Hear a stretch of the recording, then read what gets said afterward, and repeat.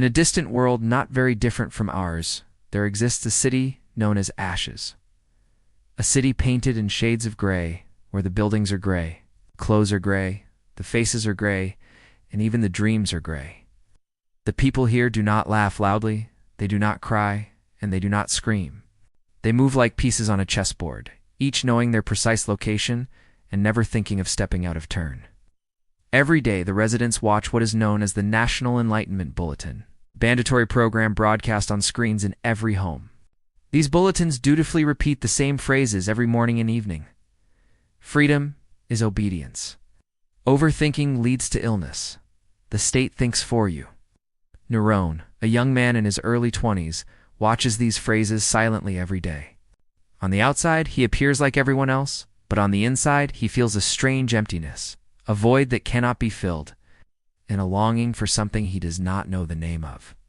He constantly feels as if there is a missing truth, as if what he sees and hears is merely a shell hiding something deeper. One day, while walking through a deserted alley behind an old station, he notices a small piece of paper folded under a stone. He picks it up and reads in a low voice, "Have you ever wondered why you only dream in black and white? Have you ever asked yourself who wrote what you think?" His entire being shakes. These words pierce his artificial calm like a bolt of lightning. For the first time, he experiences real fear, not from the outside, but from within. He is thinking, and in the city of Ashwood, thinking is forbidden. He returns home to his grandmother, a silent old woman who only smiles and hides her eyes behind dark glasses. He whispers to her, "Grandma, was there life before Ash?" She answers in a low voice filled with nostalgia and pain. Yes, there was life. There was thought, difference, and freedom. We dreamed, we wrote, we rebelled, and we loved. But that did not please the higher world. He asks her, "Who is the higher world?" She replies, "Not a person, but a system." A group of countries agreed to establish a new world order called cognitive engineering. Its goal, to control human consciousness and reprogram the way people think, to make them forget that they were ever free. They transformed education into repetition, the media into anesthesia, and the air into waves that control your emotions. Neuron's questions grow, and he begins to feel that the gray world he lives in is nothing but a vast mental cage. He decides to search for the black zone, an area surrounded by rumors, where it is said that whoever reaches it is freed from mental control. On his way, he meets a girl named Layla, who has escaped from the psychological rehabilitation center, where anyone suspected of beginning to doubt is sent.